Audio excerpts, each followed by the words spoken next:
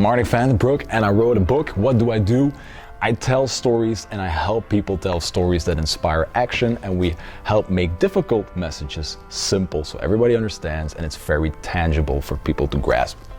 People need to tell stories, have the urge to tell stories, and people get attracted by great stories.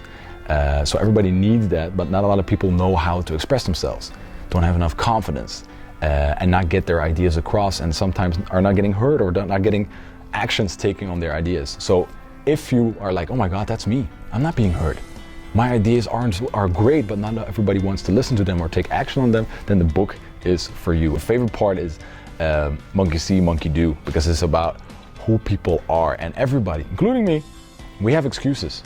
I don't have time, communicating in a strong way, it's not for me, I'm too shy, I'm too introvert, I'm too extrovert, our business is too boring. There's always excuses and there's always something to say. I always say lose the butt, because the moment you stop with the excuses and start realizing that whatever you do in business and life, your communication, your stories, and how people react to you, is up to you. It's you. You're the only one who can control it. So you can be a victim of your environment, or you can have an effect on your environment, and preferably a positive one.